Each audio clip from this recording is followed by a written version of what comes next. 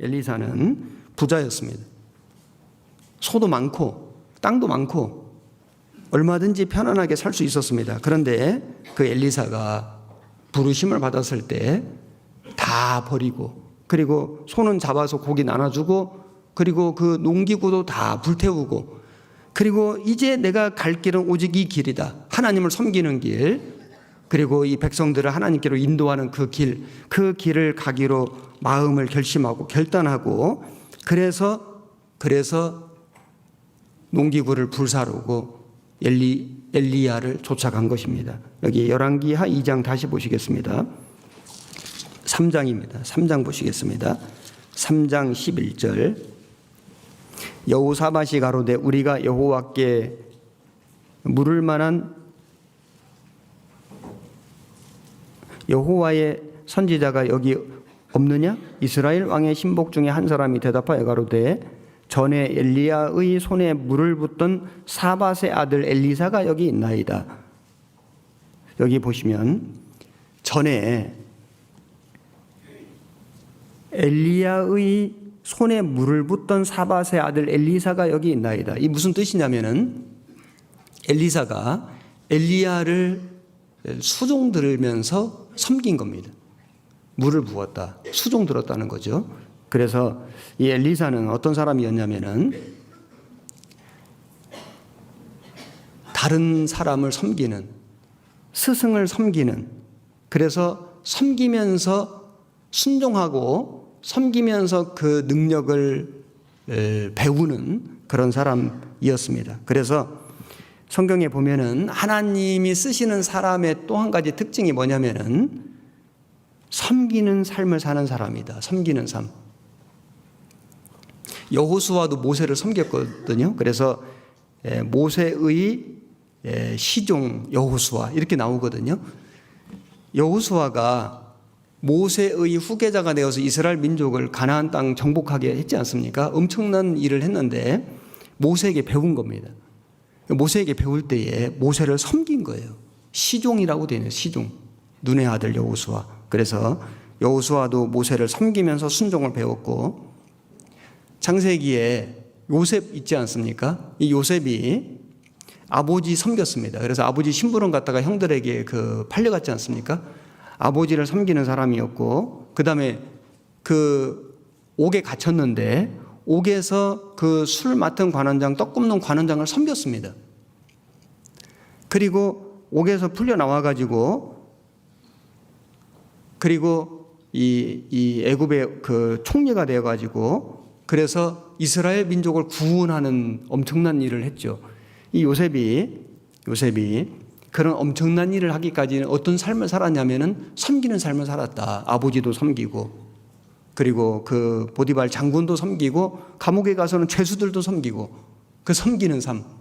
그래서 자기 민족을 구원한 하나님의 일꾼이 된 겁니다. 그래서 우리도 하나님의 일을 하기 전에 먼저 할 일은 사람을 섬기는 훈련을 하는 거다. 어떻게 해요? 집에서 부모님 섬기는 거. 아니, 내 육신의 아버지의 말도 안 들으면서 하늘 아버지의 말을 듣는다. 이게 모순이지 않습니까? 내 어머니도 사랑하지 않으면서 내가 하나님을 사랑한다. 이게 모순인 겁니다. 그래서 요한 1서 말씀에 보는 바 형제를 사랑치 아니하는 자가 보지 못하는 바 하나님을 사랑할 수 없느니라.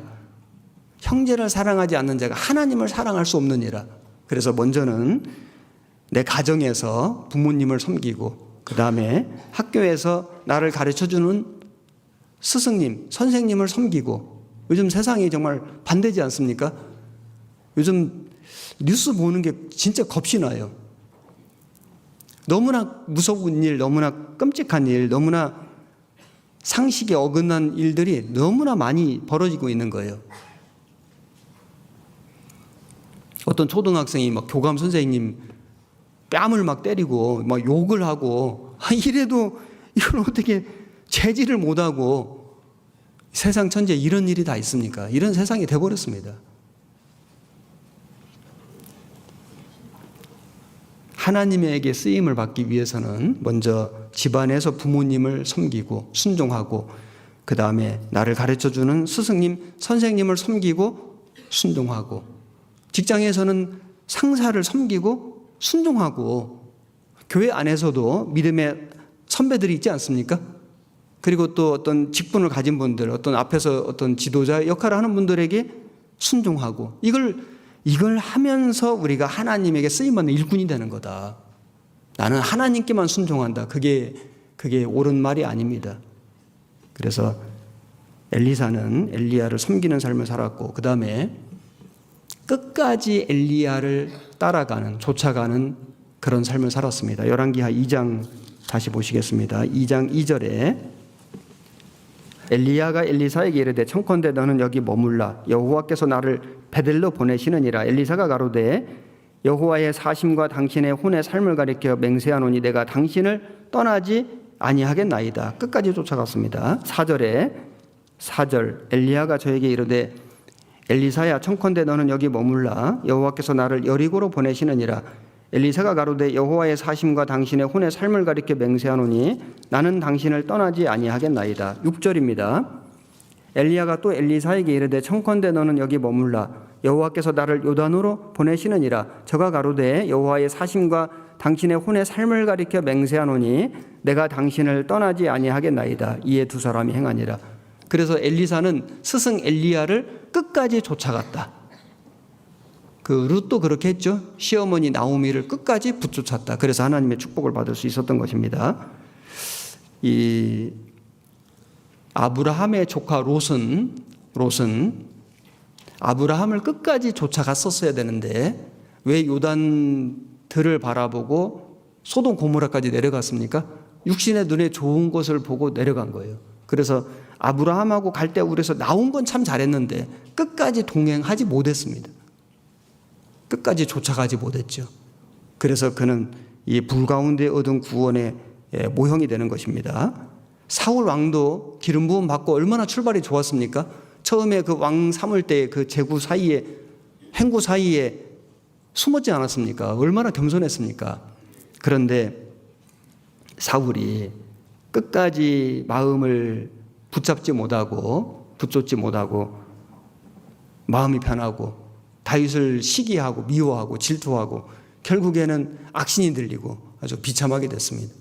성경에 보면은 시작이 좋은 사람, 시작도 좋고 끝도 좋은 사람, 시작은 좋은데 끝이 안 좋은 사람, 시작은 좀 안 좋았어도 끝이 좋은 사람, 여러 종류의 사람들이 나오거든요. 여기서 정말 중요한 것은 물론 시작도 좋고 끝도 좋으면 가장 베스트죠. 그런데 시작이 좀 안 좋았을지라도 아니면 중간이 좀 안 좋았을지라도 정말 중요한 것은 끝이 좋아야 한다.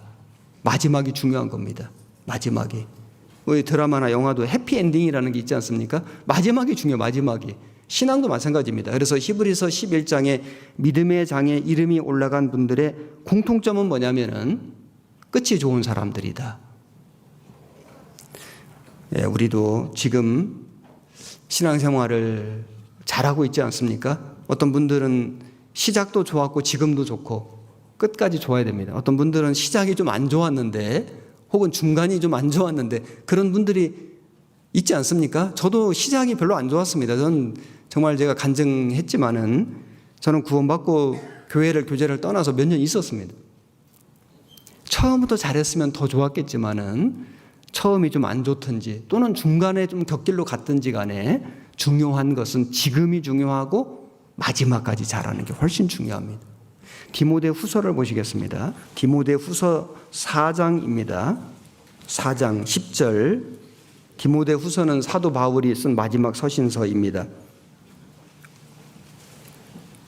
대만은 이 세상을 사랑하여 나를 버리고 데살로니가로 갔고 그레스게는 갈라디아로 디도는 달마디아로 갔고 누가만 나와 함께 있느니라. 네가 올 때에 마가를 데리고 오라. 저가 나의 일에 유익하니라. 여기 사도 바울이 죽음을 앞두고 마지막 편지를 쓰는데 여러 사람의 이름을 거론했습니다. 여기 보면 대만은 함께 왔는데 지금은 없습니다. 왜냐하면 세상을 사랑하여 바울을 버리고 데살로니가로 갔고 세상으로 갔고 그레스게는 갈라디아로 전도하러 갔고 디도도 전도하러 달마디아로 갔고 누가는 지금 나와 함께, 누가는 의사죠.